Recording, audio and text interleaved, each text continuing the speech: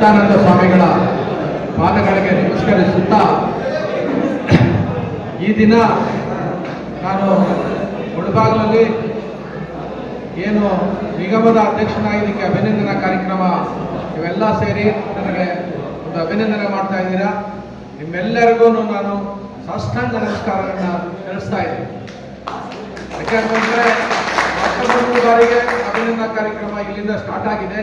ನಾನು ಇಡೀ ರಾಜ್ಯ ಸುತ್ತೀನಿ, ಇಡೀ 30 ಜಿಲ್ಲೆಗಳಿಗೂ ನಾನು ಭೇಟಿ ಕೊಡ್ತೀನಿ. ಕಡೆ ಮಡಿವಾಳರು ಏನಿದ್ದಾರೆ ಅವರಿಗೆ ಏನು ಸವಲತ್ತುಗಳು ನಮ್ಮ ನಿಗಮದಿಂದ ಸಿಗಬೇಕಾಗಿರುವಂಥ ಸವಲತ್ತುಗಳು ಸಿಗಕ್ಕೆ ನಾನು ಪ್ರಾಮಾಣಿಕ ಪ್ರಯತ್ನ ಮಾಡ್ತೀನಿ. ಹಿಂದೆ ಏನಾಗಿದೆ ನನಗೆ ಗೊತ್ತಿಲ್ಲ, ಮುಂದೆ ಅಂತೂ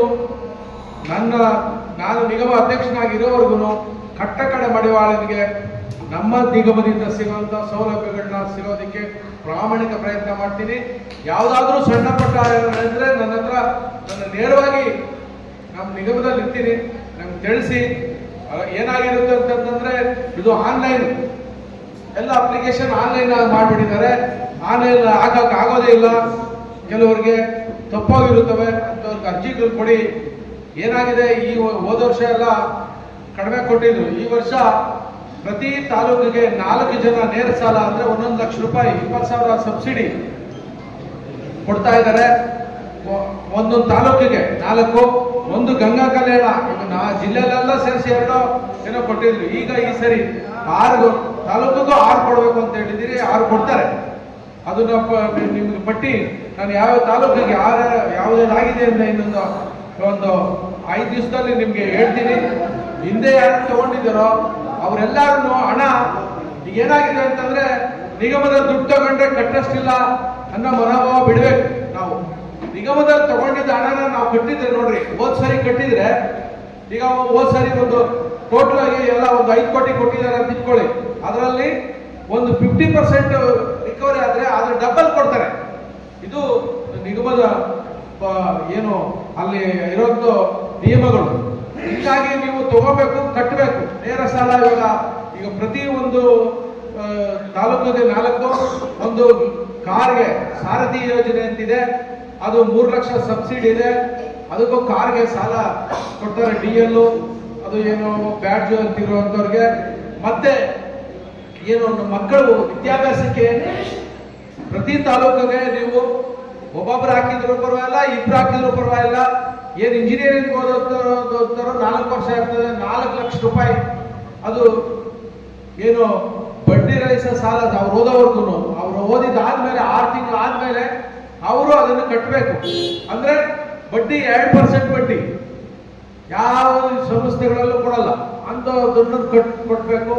ಆಮೇಲೆ ನಮ್ಮ ಮಕ್ಕಳು ಯಾರು ಏನು ಫಾರಿನ್ಗಳಿಗೆ ಹೋಗ್ತಾರೆ, ವಿದ್ಯಾಭ್ಯಾಸ ಹೈಯರ್ ಸ್ಟಡಿ ಮಾಡಕ್ ಹೋಗುವಂತ ಮಕ್ಕಳು ಇದ್ದಾರೆ, ಅವರಿಗೆ ಫಸ್ಟ್ 25 ಲಕ್ಷ ಇತ್ತು, ಈಗ 50 ಲಕ್ಷ ಆಗಿದೆ. 50 ಲಕ್ಷ ವಿತೌಟ್ ಬಡ್ಡಿ, ₹1 ಬಡ್ಡಿ ಇದ್ದೀರ 50 ಲಕ್ಷ ಮಕ್ಕಳು ಓದೋದಕ್ಕೆ. ಜ್ಞಾಪಕ ಇಟ್ಕೊಳ್ಳಿ, ನಿಮ್ಮ ಮಕ್ಕಳು ವಿದೇಶದಲ್ಲಿ ಓದ್ಬೇಕಾದ್ರೆ 50 ಲಕ್ಷ ಕೊಡ್ತಾರೆ ಈಗ, ಅದು ಆಗಿದೆ. ಮತ್ತೆ ಏನು ಗಂಗಾ ಕಲ್ಯಾಣ ಆಯ್ತು, ಸಾರಥಿ ನೇರ ಸಾಲ, ಮತ್ತೆ ಬ್ಯಾಂಕ್ಗಳ ಗ್ಯಾರಂಟಿ, ಬ್ಯಾಂಕವರು ಅವರೇ ಕೊಡೋದು ಸಾಲಗಳಿದಾವೆ. ಅವ್ರು ನೀವು ಅಪ್ಲಿಕೇಶನ್ ಹಾಕಿದ್ರೆ ಅದಕ್ಕೂ ಸಬ್ಸಿಡಿ 1 ಲಕ್ಷಕ್ಕೆ 20,000 ಕೊಡ್ತಾರೆ. ನೀವು ಎಷ್ಟಾದ್ರೂ ಬ್ಯಾಂಕ್ ಅವ್ರು ಕೊಡ್ತೀರಿ ಅಂತ ನೀವು ಅಪ್ಲಿಕೇಶನ್ ಹಾಕಿ ಅದಕ್ಕೂ ನಾವು ವ್ಯವಸ್ಥೆ ಮಾಡ್ತೀರಿ. ಮತ್ತೆ ಏನು ಈ ಸರಿ ಆಗೋಗಿದ್ದಾವೆ, ಪಟ್ಟಿಗಳೆಲ್ಲ ರೆಡಿ ಆಗೋಗಿದ್ದಾವೆ. ಅದು ನಾನೆಲ್ಲ ಯಾವ ತಾಲೂಕು, ನನ್ಗೆ ಇಡೀ ರಾಜ್ಯದಲ್ಲಿ 100ಕ್ಕೆ ಅಟ್ಲೀಸ್ಟ್ 90% ಎಲ್ಲ ತಾಲೂಕುಗಳಲ್ಲಿ ಬಡವರು ಎಲ್ಲೆಲ್ಲಿದ್ದಾರೆ ಎಲ್ಲ ಗೊತ್ತಿದೆ ನನಗೆ.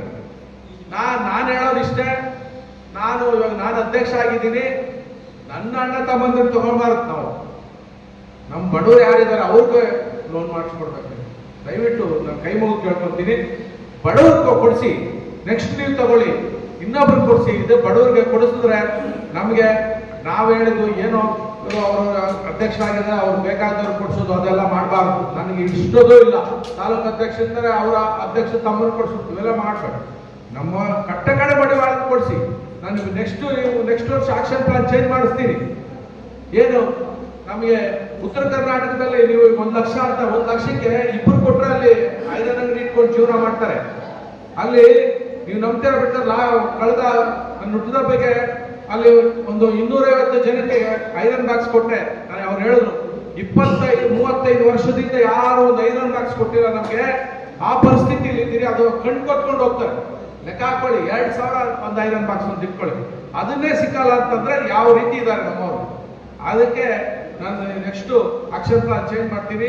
ಮಕ್ಕಳ ವಿದ್ಯಾಭ್ಯಾಸಕ್ಕೆ ಜಾಸ್ತಿ ಪ್ರೋತ್ಸಾಹ ಕೊಡೋದಕ್ಕೆ ಪ್ಲಾನ್ ಮಾಡಬೇಕು ಅಂತ ನನ್ನ ಆಸೆ ಇದೆ. ಯಾಕೆಂದ್ರೆ ನಮ್ಮ